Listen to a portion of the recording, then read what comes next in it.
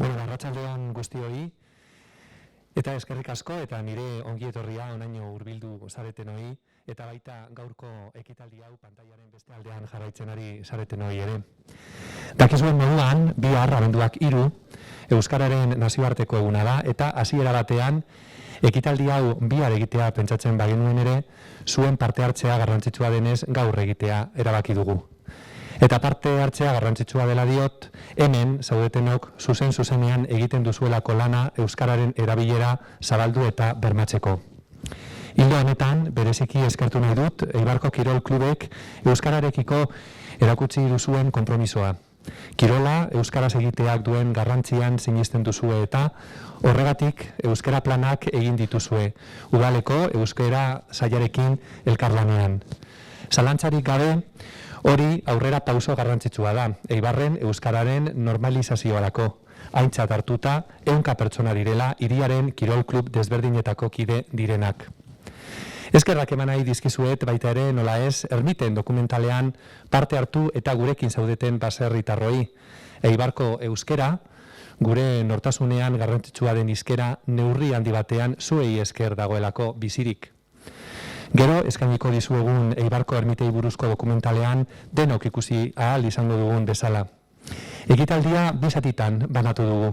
Alde batetik Euskararen nazioarteko eguna dela eta Euskarari buruzko adierazpena irakurriko dute udal bozeramaileek, Eibarko Kirol Kluben ordezkari batzuek, dokumentalean agertzen diren herritar batzuek eta nik neuk.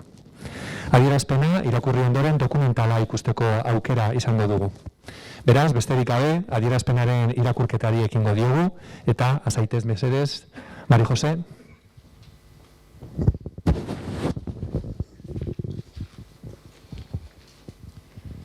Garai gogorrak bizi ditugu, baina erabaki sendo bat dugu gidari. Ez dadila funtseskorik ezer atzian geratu. Ez da euskeria ere, inolaz ere ez. Euskeria eremu berri eta informaletara eruan behar dugu. Arnaz berria eman behar detzagu. Sasoi berri baten atarixan gauz eta gure hizkuntza be lanabez egoki izatea lortu behar dugu denon artean.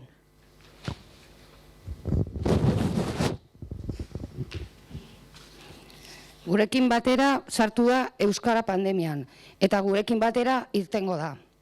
Egoera larriaren ondoren, harreman eta komunikazio molde, ohitura eta bide berriak sortu dira, eta are berriagoak eta harrigarriagoak sortuko dira aurrerantzean.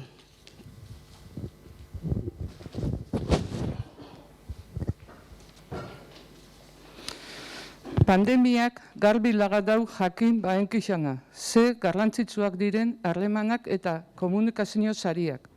Komunikazioa ez dala beti modu berian izan. Sasoi batean baserri inguruetan kanpaien bitartez jakitzen genduen zutia zan edo baten bat jaixo zan edo hileta goizian edo arratsaldian zan. Ura ere komunikatzeko modu bat zen, aspaldi galdu zana. Baina bide berrixak sortzen dira eta etorkizunean ere horixe da erronka.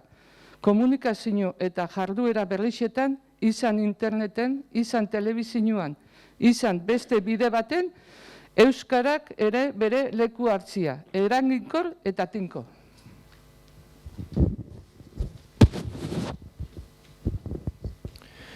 Euskara, Euskal Hiztunon komunitatearen jarrera aktiboari esker, teknologia berrien erronka handiari aurre egiten ari zaio.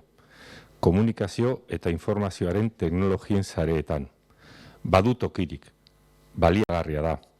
Eta benetan zaila du hizkuntza ozeano erraldoian horrelakorik lortzea.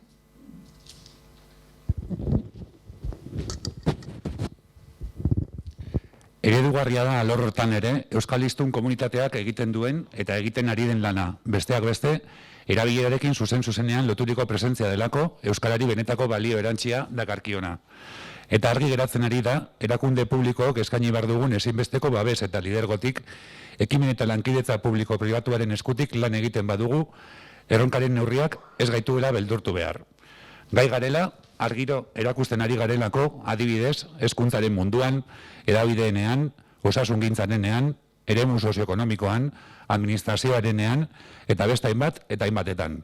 Urratsa ausartak hemen behar dira eta ematen ari gara euskal hiztunen eskubideak gauzatzeko.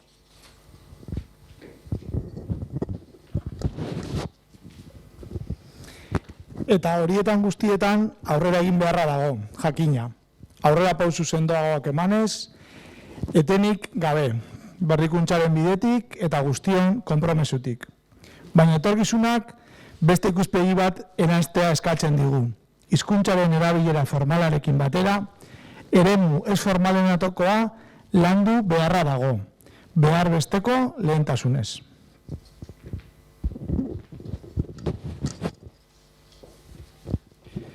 Euskal hiztunak naturaltasun osoz gauzatu behar dau euskeraz bizitzeko aukeria. Eguneroko harremanetan, eremu formaletik lan mundu, aisialdi, kultur edo kirol eremuetara igarotzean, hori bera baitza hain zuzen be, euskeraz bizitziaren esanaietako bat. Ezin dizkegulako euskerari ukatu gorputz eta espirituaren atseden eta gozamenari lotzen zaizkion eremu horiek. Eta hor, aurrera itxeko, hiztunen konpromisua ez ezik, ezinbestekua izango da, instituzioak egin behar dugun ahalegina, bitartekoak jarriz eta eredugarritasuna erakutsiz.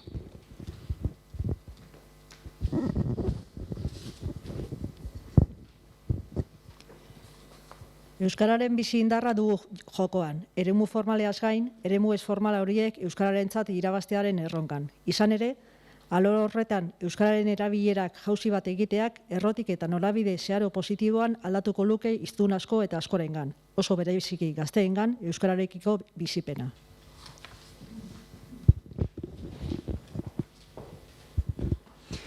Aisialdi eta kirolaren eremuek badituzte berezko ezaugarri baliotsuak hizkuntza erabiltzeko ohituren aldaketari dagokienez. Eta askotariko antolakuntza dute klubak, federazioak, elkarteak, taldeak.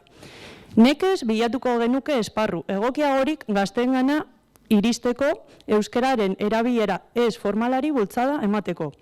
Partaide gazte zein ez hain gazteengan euskararen aldeko gogoa aktibatuz. Horra, berez, eginkizuna.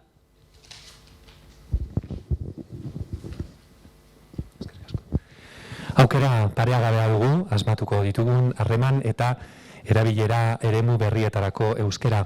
Bidelagun ez ezik, lanabez eraginkor bilakatzeko. Guztion esku dago.